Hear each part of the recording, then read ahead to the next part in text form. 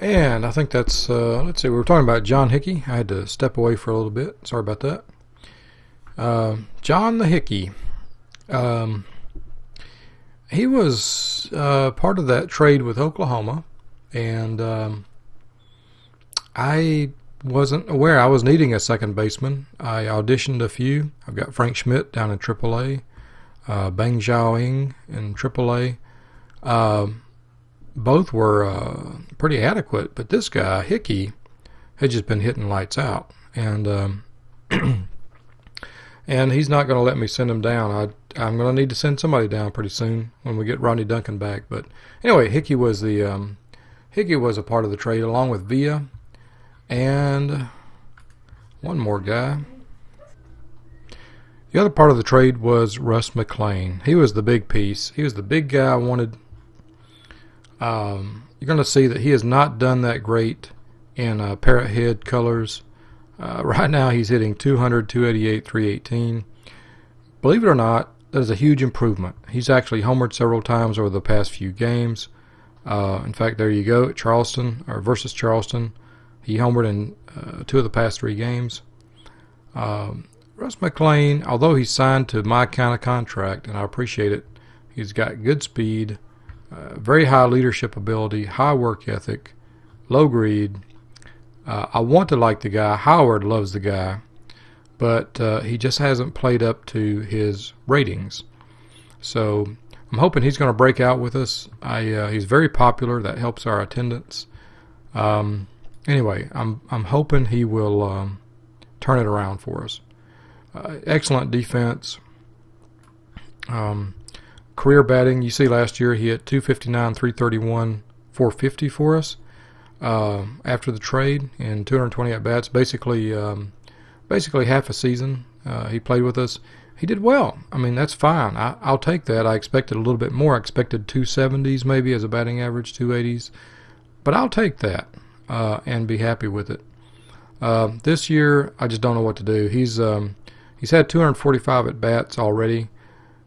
Maybe he's starting to turn it around. His batting average is starting to come up for sure, and I don't know. I just need him to hit better than he has hit so far. He is a righty, and he was platooning to hit lefties, and you can see he has outstanding left ratings against lefties. Okay, and you can see here too that he's been getting some pinch hit appearances here and there. He seems to do much better in starts than in pinch hit appearances. I don't know. For me, the jury's still out on McLean. So he was part of that big trade. How's he doing in fielding? Oh, he's not very good at third base, or second base for that matter. I don't know why we're playing him in left field. Oh man, the only thing he's been strong at is shortstop. Oh wow, I didn't know that. This is good to know. He's making errors at second and third. Okay, that would explain some of his errors recently. AI is playing him in some of his not primary positions. Highly rated second base and shortstop though. Second base, shortstop, yeah. So let's see. Yep. So anyway, the jury is kind of out for me. I got Villa and McLean, my middle end. Hickey and McLean, my middle infield. Helped. Villa was a big help in trading for Dalton, and in return, I gave up that first-round pick, Pagan and Ray Francisco. So I'll call this pretty much even at this point, provided McLean comes around and starts hitting. I really want to like McLean, but yeah. Okay, so that was the 2017. That was the first trade, June 26th of 2017. About a month later, July 24th, I made a trade with Raleigh, and it was my biggest trade so far. And the trade was for, oops, it's just going back this way. trade was for this guy, Matthew Canio. Canio, my heart's breaking right now. Canio tore out his MCL, and he's out for 9 months. He had just gotten back. He was back for about a week or two from a meniscus injury. He was out for a month with a meniscus injury. And those kind of injuries don't bother me too much. You know, somebody out 2, 3, 4 weeks. Man, it's those 9 month, those 6, 9, 12 month things that just that's a kick in the butt. Canio, you know, Raleigh made him available, and I jumped on him to see, you know, whatever I could deal to get him. I jumped on it. So Raleigh sent Canio and third baseman Luis Hernandez. You'll see he's an Oklahoma player now. In exchange for 3 minor league pitchers: Manny Ramos, Hoyt Foreman, and Roberto Gallardo. Let's start with Hoyt Foreman. There was one more piece to it. In addition to these 5 players that traded hands, I sent our 2019 4th rounder, and Raleigh sent their 2019 3rd rounder.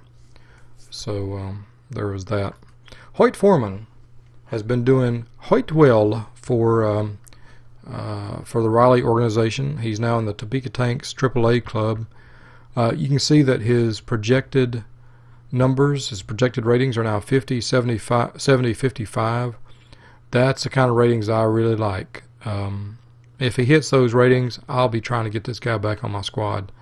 I like this guy a lot. I drafted him, 2nd round, 215 pick in 2016. I like him a ton, and he has hit another gear and another level up in Raleigh. Yeah. Okay. Second piece of that was Manny Ramos. Ramos is still projected at the same ceilings that he has been for a little while. I like everything about him except his control. His control really needs to jump up to another level, to the 50s, before he's going to be UBL quality. Otherwise, if it does, 45, 65, 50, if he jumps up to the 50 level control, maybe even 45 level control, I think he'll be a very good pitcher in the UBL. He's got a very high ground ball rate, strong stamina. His defense is excellent, good velocity, 3 good pitches. I like Manny Ramos a lot. He was my 2-2 pick in 2015. You know, I acquired some guys over the years who were overlooked in the 1st round, and I was just waiting for a chance to, you know, to either bring them up or to make moves with them. And Canio filled a great need for us at third base. The other pitcher I sent to Raleigh was Roberto Gallardo. He was a round 6 pick in 2014. And you can see he's gotten better. Right now he's pitching Double-A at a 2.23 ERA and a 1.07 WHIP. He was pitcher of the month just recently. He's projected to have UBL quality stuff, you know, pitching, the right stuff, right? Not stuff, but pitching stuff. He's high in leadership ability. He's been having some really good starts here. Yeah. So I like this guy a lot. He was actually released. We found him in the minor league free agency. He was drafted in 2014, round 6 by the Walleye. They released him, and I picked him up a week after they released him. They released him on April 10th, and I picked him up on April 18th of 2015. So he really rewarded our patience. You can see his stuff rating went up from 45 to 60, according to the OSA, and his control ceiling went up to 50. From 40. So, yeah, some of these guys you just got to have a little patience with them. So that was the deal. My 2019 4th rounder plus Manny Ramos, Hoyt Foreman, and Roberto Gallardo, in exchange for Raleigh's Luis Hernandez, Matthew Canio, and their 2019 third rounder. So, I mean, right now Canio's out, but you know, you can't predict that stuff. He's durable, or at least he has been durable, and I like the guy a ton, and I'm happy with the trade. I'm looking at how Hoyt Foreman's doing now in Raleigh, and I think I'd like to have him on my pitching staff, but Canio is an everyday player now. You know, we needed Canio. Okay, so that was the second trade of the summer. The third trade of the summer of 2017, while I was chasing Louisville, this was a pennant chase trade.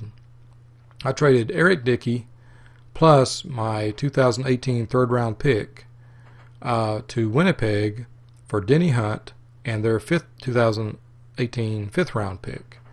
So we dropped from a third, we dealt away a third, and we picked up a fifth. We dealt away Dickey and picked up Hunt. Now, there were several, how do I say this? There were several issues associated with that are not exactly immediately apparent. So let's go ahead and look for Eric Dickey. Here we go. He's a free agent. And Dickey had in his contract, his 6-year, $60 million contract that Chesapeake signed him to, he had a final year was a team option with, I think, a $2 million buyout, something like that. And by trading him to Winnipeg, they could afford the buyout. And it was something I didn't have to worry about the expense of it this year or late last year. And in exchange, we got Denny Hunt. And Hunt tore it up for us last year, just like he's tearing it up for Las Vegas this year. I think he's a bargain at $8 million. The guy is he's a hitting machine. And he tried to help us last year in the pennant and just came up short. So that was the third trade that I made. The first being the Oklahoma, the big trade that brought Duck Hunter to our team.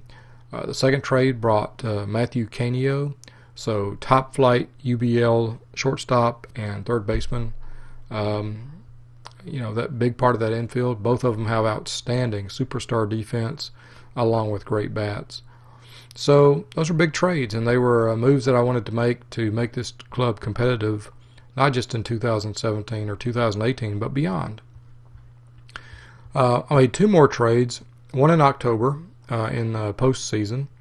I traded away our, let's go back and look for him here. Look for the P's. I traded away our, I don't see him. Who's got him?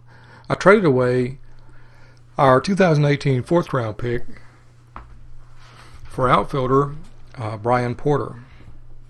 And Porter was on the Raleigh, let me think. He was on the Raleigh,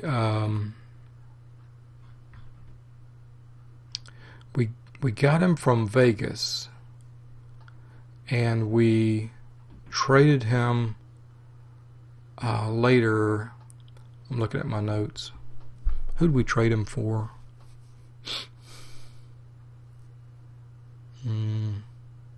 Oh, in the Dalton trade. The Dalton trade. Let's go UBL. Key West. In 2018, we acquired James Dalton, and I'll talk about him in the next episode, but I just wanted to come down here and find Porter. I can't remember where he's at. Yeah, he's in the Raleigh organization, AAA. He's doing extremely well in AAA, 423, 545. This guy's, he should be a fourth outfielder for just about anybody. He plays the outfield very well, left field and right field at least, corner outfield positions. He's got an excellent bat. I like this guy a lot, and I got him to be my 4th or 5th outfielder. See, he does have an option year left. It didn't work out that he stuck around. We traded him the following March, along with Alberto Villa for James Dalton. A trade I don't regret, but I do like Brian Porter a lot. My 5th and final trade of 2017 was with Lancaster, and we sent Roy Dixon, shortstop Roy Dixon, reliever Blake Brown, and our 212 pick to Lancaster in exchange for Flint Townsend, Sandy Long, and Ekmel Masuki. So let's look at these guys. Flint Townsend, he's now our number 2 catcher, batting 217, 262. If he achieves these ratings of 55, 80, 25, 45, 55, I think he's going to hit at a good 250, 240 to 260 average for us. And I'm hoping he can keep his on-base percentage up around 300. I know he's got gap power all day. He's had 13 hits so far. 8 of them have been in the gaps, extra base hits. 8 of his 13 hits are in the gaps. So the guy's going to drive in runs for us.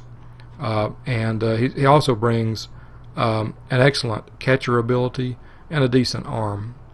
So I like this guy a lot. I like the catcher ability. With the kind of pitching staff I keep, I want this guy on my, in my backstop. He was a 4th round pick in 2015, and he was one that I looked at and I really considered drafting, but I didn't go for him, and Lancaster snapped him up right afterwards. So Townsend, Sandy Long, who is now in our AAA club. I pretty much had him pegged as a AAA starter, basically just fodder for the rotation, somebody to just stay in the rotation for us. I knew he'd be a AAA guy, and sure enough, he was a 6th round draft pick in 2014. And sure enough, he's been okay in AAA. Not decent, but he's decent, but not outstanding, or neither outstandingly bad. And he's got 3 good pitches, so also he could be emergency help in our bullpen if we need him. So he was just kind of an add-in. The other piece that we got, the primary piece was Flint Townsend.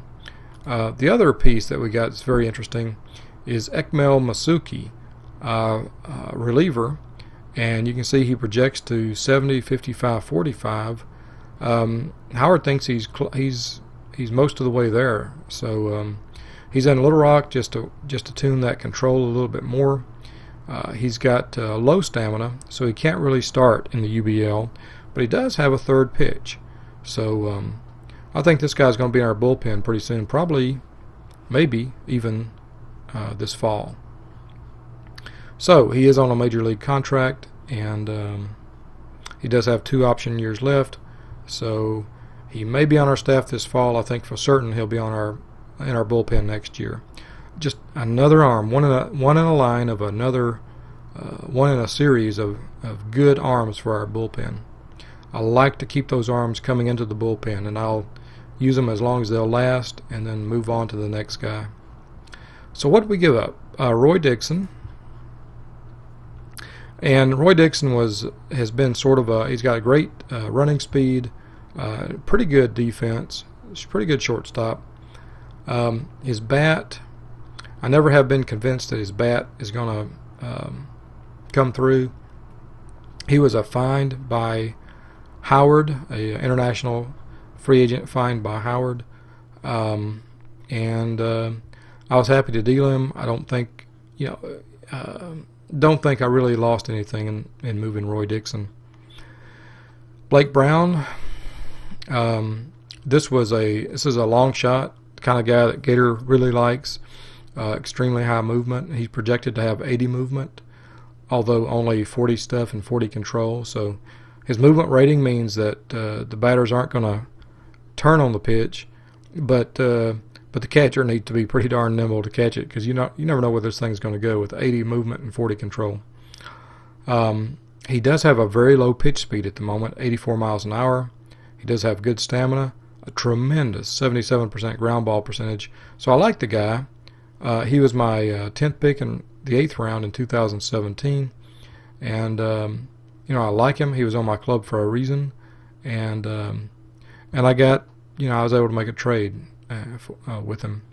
If his high work ethic results in these stuff and control ratings coming up, more power to Gator. The big piece that Gator got, though, was our second round pick for 2018, the 212 pick. So let's go see what they got in the 212 pick of 2018. Lancaster Lightning, third base, Jose Ortega.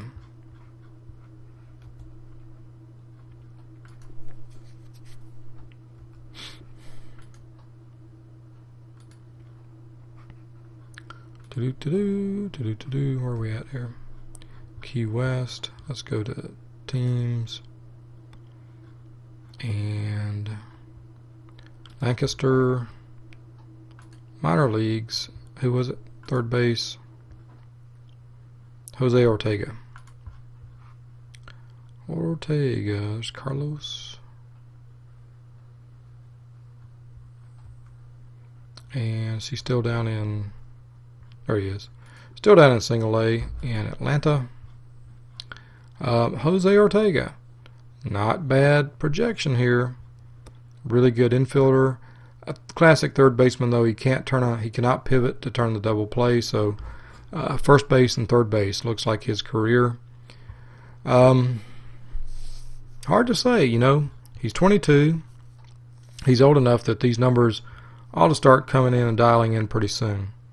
So looking at a decent third base contact guy with a little bit of power for the UBL. So that's what I gave up. You know, that's the kind of guy I gave up. I think this is a definite UBL quality player, and with that home run power, maybe more than just a regular run-of-the-mill player. So I gave that up, but in return I got Flint Townsend, who is now our he's now our our backup catcher, rather. Woo, Key West. Woo, Parrot heads. Orlando, please get me a logo. I'm so tired of seeing this goofy ass parrot. Flint Townsend. So there you have the 2017 deals.